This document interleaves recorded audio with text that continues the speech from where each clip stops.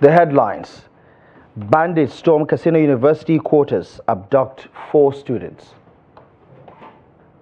Oyo State government under pressure as it receives Bodija explosion report. Dangote covers 16 billion naira petrol loss, pledges 65 naira a litre refund to marketers. On the foreign scene, Gaza faces famine risk as Israel blocks aid, reverses ceasefire commitment. Hello, good afternoon and welcome to the news update on Trust TV. I'm Abdullahi Ahmed. We begin in Katsina, where at least 4 students residing at the Paris quarters behind the Federal University Dutsinma in Katsina State have been abducted by suspected bandits. A resident told newsmen that the incident took place on Sunday at about 2:20 a.m. when the hoodlums, in their numbers and armed with sophisticated weapons including AK-47 rifles, invaded the area in disguise and whisked away 4 persons. Although the police spokesperson in the state, DSP Abubakar Sadiq, and the government officials were yet to respond to inquiries, it was gathered that security operatives were immediately mobilized to the scene of the incident after receiving a distress call, but the hoodlums had already fled with their victims. Dutsinma is one of the security frontline local government areas in Katsina State grappling with banditry and cattle rustling, despite security and government intervention to restore peace in the area. And in neighboring Zamfara State, tragedy struck as 21-year-old Zara Abubakar Shehu, a student of the Federal University Gusau, died in captivity 4 months after her abduction, despite her family paying a ransom. Zara was kidnapped alongside her 2 siblings from home in the Damba area of Gusau on November 3rd, 2024. The abductors initially demanded the sum of 35 million naira, but later agreed to a 10 million naira ransom. However, after collecting the ransom, they imposed additional demands that included 4 motorcycles, 4 cartons of engine oil. After months of desperate efforts, the family secured the items, only to be told that Zara had died and was buried 2 days earlier. She was the only daughter to her mother. While police in Zamfara State have yet to confirm this development, multiple sources, including security analyst Zagazola Makama, verified this development to newsmen. In other news, heavy truck drivers transporting goods from the northern part of the country to the southeast took to the streets on Sunday to protest what they describe as the incessant killings of their members and the destruction of their vehicles by suspected separatist members of the indigenous people of Biafra. The drivers decried the continued loss of lives, trucks and property worth hundreds of millions of naira, lamenting that the attacks have persisted despite repeated calls for intervention. Ado Musa has more on the story. Under the umbrella of the National Union of Road Transport Workers, the protesting drivers carry placards with messages such as "Stop killing northern drivers," "Tinubu should protect our members," and "Enough burning and destruction of our trucks in the southeast." They said the targeted attacks have led to economic hardship, instilled fear among drivers, and made it increasingly difficult to conduct their businesses in the region. It was with a heavy heart today we address you today on the continued killing of our members, destruction, burning of our trucks by the government suspected to be members of indigenous people of Biafra IPOP in the southeast Nigeria. For the past 8 years, our drivers from the northern Nigeria has constantly targeted, killed, and their trucks are destroyed, burned, transporting goods to southeast.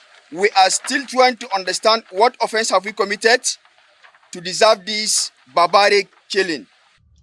Hassan Shitu and Bulus Andros, chairman and deputy chairman of the NURT Heavy Truck Laranto branch Jos, spoke on the challenges northern truck drivers face while operating in the region. From Enugu to Lobanta, some men just come out inside the motor and started shooting at the driver. At God's so kind, the bullet just hit him in his hand. So our people took the driver down to Lobanta and treat him. Now the driver is in Port Harcourt, treating himself before he come back home. Members are facing difficult from here to eastern side of Nigeria. If they load goods from here like yam, cow, tomato, and perishable goods, if they load it here, they are maltreating with criminal elements in the southeast. So anytime they went there, they will stop them and beat them and kill them and snatch a vehicle. Some truck owners also share their concerns over the rising attacks. Because we are the transporters and we veer goods from our state to other states, but we are facing many challenges, especially when going down to the eastern region. You see, we don't know whether their government is aware of what is happening, because they create another different group of youths, which they are taxing our drivers on no reason. Due to intimidation, you know, we've been talking about this for long, and no action has been taken. That is why they just take it as their daily basis something. They are doing this thing every day, even today as I'm talking to you, they are on it. The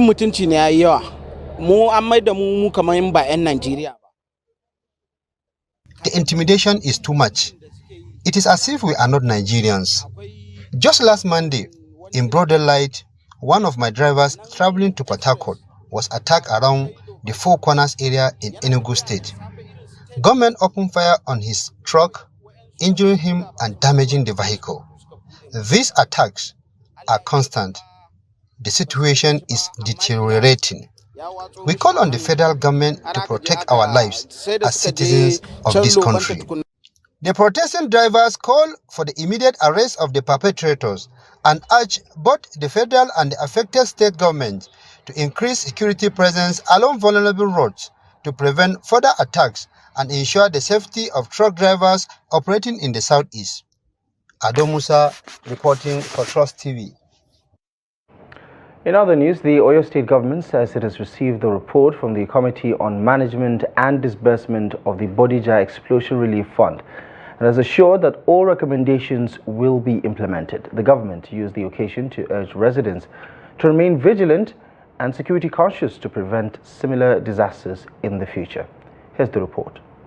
The Bodija explosion left victims and their families in a difficult situation, which was made worse by the government's inability to provide adequate assistance.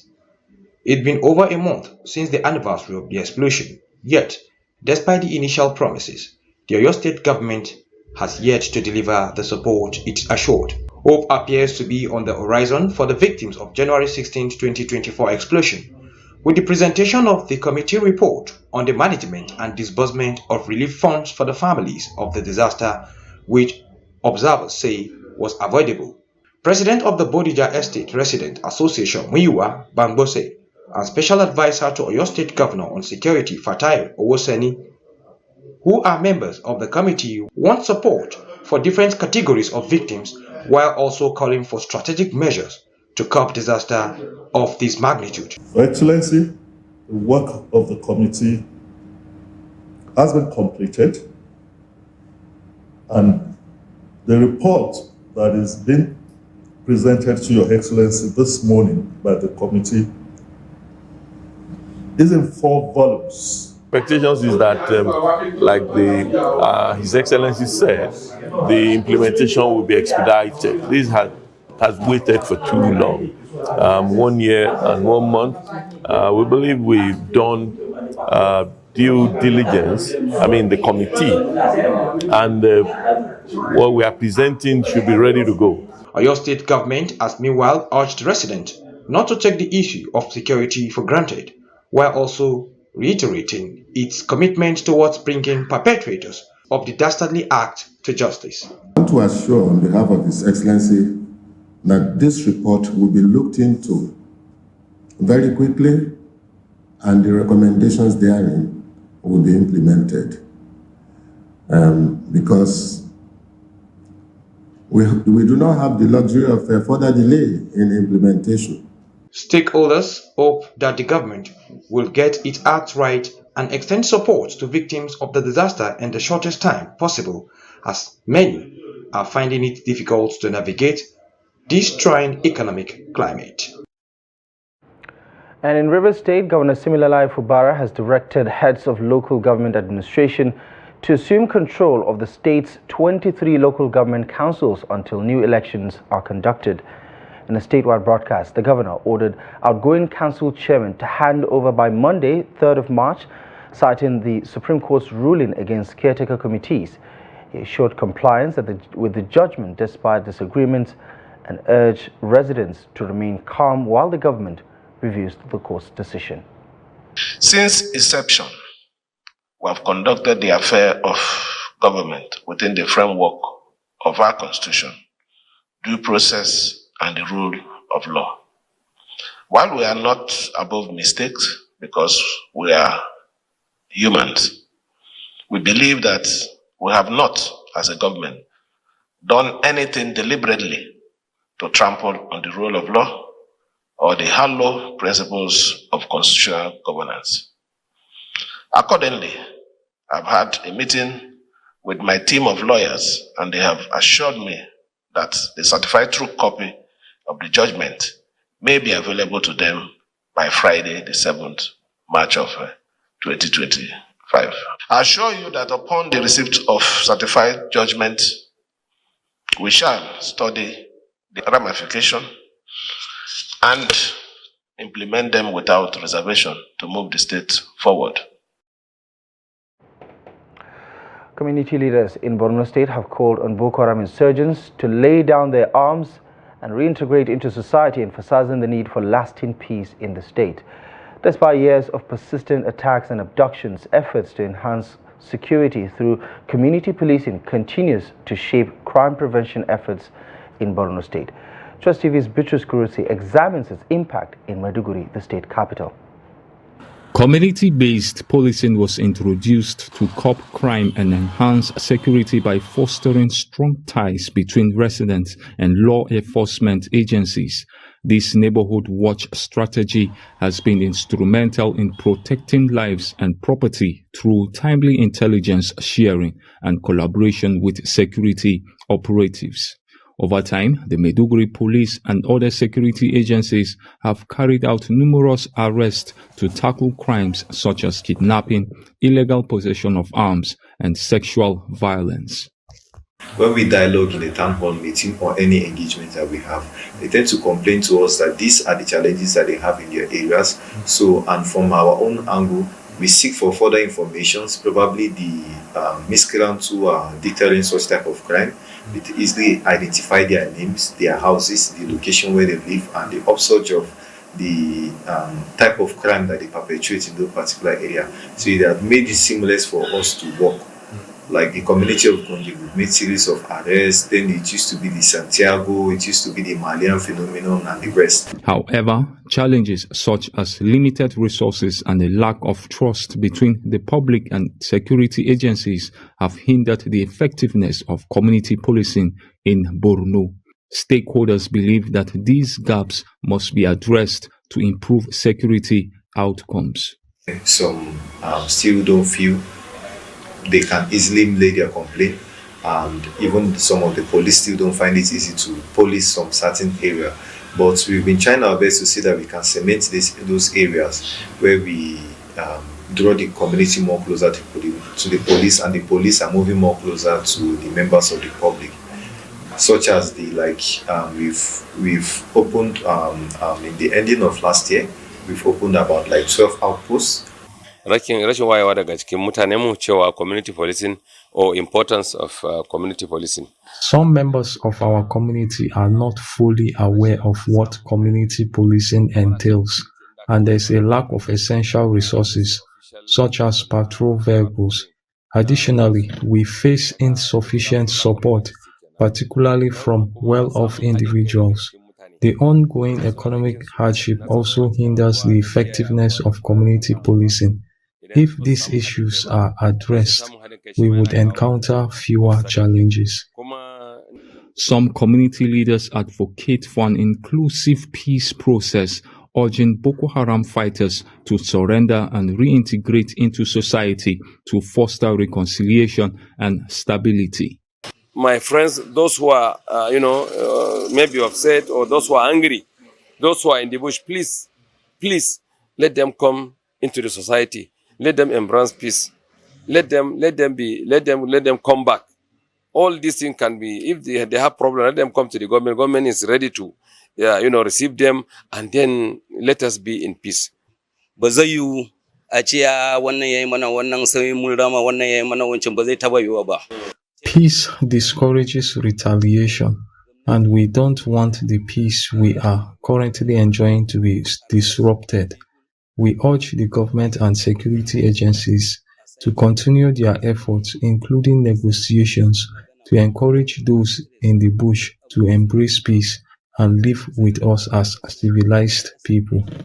Security agencies have consistently called on the public to provide intelligence that can aid in crime prevention. Many believe that with active citizen participation, crime rates will decline significantly. Bitrus Kuruti, Trust TV News, Maiduguri. The Christian Association of Nigeria has raised concerns over the extended closure of schools in Bauchi, Katsina, Kano, and Kebbi State during the Ramadan fast, warning that it violates students' constitutional rights and jeopardizes educational progress in the country. The CAN president, Archbishop Daniel Oko, on Sunday, in a statement he signed, expressed concern over the lack of inclusivity in the decision-making process and its disproportionate impact on non-Muslim students. He also says the 5-week shutdown from late February to early April 2025 affects all public and private educational institutions, including nursery, primary, secondary, and tertiary levels in the affected states. While some argue that such scheduling prioritizes religious observance over education, potentially affecting students in the long run, others, however, defended the move, asserting that the adjustment aligns with the curriculum's structure. Speaking on the matter in a statement, Archbishop Oko says education is a fundamental right and urges the governors of the affected states to reconsider their policy to promote equity and national cohesion. You're watching the news update on Trust TV. Still to come. Bauchi farmers embrace irrigation to boost food security as new initiative makes mechanization more accessible. More on this and many other stories up ahead after the break. Welcome back. Thank you very much for staying with us on the news update. Let's take another look at our top stories. Bandits storm Katsina University quarters, abduct 4 students. Oyo State government under pressure as it receives Bodija explosion report. Dry season farmers in Bauchi State have expressed optimism that the newly launched Rise Irrigation Initiative, a collaboration between the federal government and state governments, will significantly address food insecurity in Nigeria. Many of the farmers who previously viewed farm mechanization as an untenable dream now see it as a reality within their reach. Trust TV's Adamu Imam tells us more. Across Nigeria, farmers face immense challenges in accessing modern agricultural tools and techniques, limiting their productivity and food output. However, with this initiative by the federal government in partnership with Bauchi State, peasant farmers are hopeful that it will transform agriculture, boost yields, and help mitigate hunger across the country. With the launch of this irrigation initiative, we can now improve our farming using modern techniques and advanced equipment like never before. We pray for a bountiful harvest, especially for crops like rice and maize, with a particular focus on rice farming. We appreciate our stakeholders, especially Governor Bala and our traditional rulers, for making this possible. In the past, we only saw farm mechanization in China and other parts of the world, but now it is within our reach. We are grateful to God for this opportunity to practice modern rice cultivation in our own locality. Honestly, this is a welcome development for agribusiness, but we still appeal for more support. May God bring more prosperity. This initiative gives us hope that we are only at the beginning of a journey to alleviate hunger in this country. I sincerely thank our leaders for making this happen. Stakeholders at the launch emphasized the importance of collaboration in tackling food insecurity nationwide. And also it will improve our economic situations, and it will also be backbone of our food security in this country. The establishment of the rice factory in Bauchi Metropolis is a significant step towards value addition and industrial growth in our state. This will create employment opportunities and contribute to the overall economic development of our region. A major pillar of our strategy is human capital development.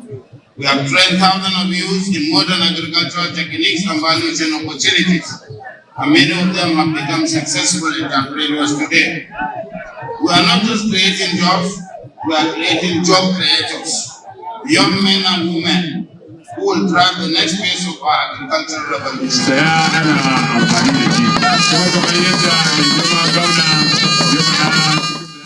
The Irrigate Nigeria project, implemented by the National Agency for Science and Engineering Infrastructure, NASENI, was launched in Udubo Community, Gamawa local government area of Bauchi State under the Renew Hope Infrastructure Development Fund, RHIDF. Adam Imam, Trust TV News, Bauchi. The management of Dangote Petroleum Refinery and Petrochemicals says it would absorb the sum of 16 billion naira, which is lost by refunding 65 naira per litre to marketers, so Nigerians will benefit from cheaper fuel. In a statement issued over the weekend, the refinery says it will refund customers who purchase premium motor spirit at rates higher than the advertised prices from any of its key partners, that includes AP, Hayden or MRS across Nigeria. This move follows the recent statement by the refinery reducing its gantry price from 890 naira per litre to 825 naira per litre. The refinery stated that this is part of its ongoing efforts to ensure that Nigerians are the primary beneficiaries of the price reduction, and in line with President Bola Ahmed Tinubu's renewed hope agenda, which aims to stimulate the Nigerian economy. The refinery confirms it will refund 65 naira per litre on the over 200,000 metric tons of petrol purchased by marketers at the old gantry price of 890 naira per litre before the announcement of the new price of 825 naira per litre. On the foreign scene, Israel is under fire for blocking humanitarian aid to Gaza in a move seen as pressure on Hamas to accept a ceasefire deal. Prime Minister Benjamin Netanyahu justified the decision, claiming Hamas diverts supplies meant for civilians. The United Nations and aid groups condemned the blockade, warning it could push Gaza's population towards famine. Mediators, Egypt and Qatar, accused Israel of violating humanitarian law by using starvation as a weapon. The stalled ceasefire deal, which was set to continue negotiations, would see Hamas release hostages in exchange for an Israeli pullout. However, Israel's latest decision has cast doubt over further progress. And in sports, Aimba FC picked their third win on the road after a slim victory against Niger Tornadoes in a match day 27 of the Nigeria Professional Football League encounter at the Lafia City Stadium. Joseph Atule's effort proved to be the winner as the People's Elephants secured their third away win and 13 points on the road in the 2024-2025 NPFL season.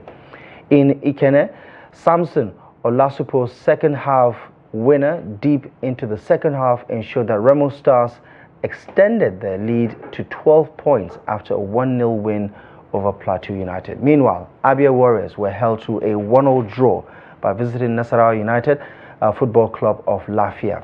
The 2 goals were scored in the first 45 minutes of the encounters. Both sides shared the spoils at the Umuahia Township Stadium. In Lagos, Ikorodu City FC got the better of Heartland FC 2-0, while Bayelsa United beat visiting Bendel Insurance 2-1. Kano Pillars came from a goal down to beat Rangers International 2-1 at the Sani Abacha Stadium. That's it. You're up to date with the latest news stories at this hour. Stay tuned. A little later at the top of the hour, we'll bring you the news updates, and we'll see you later at 6. My name is Abdullahi Ahmed. Good afternoon.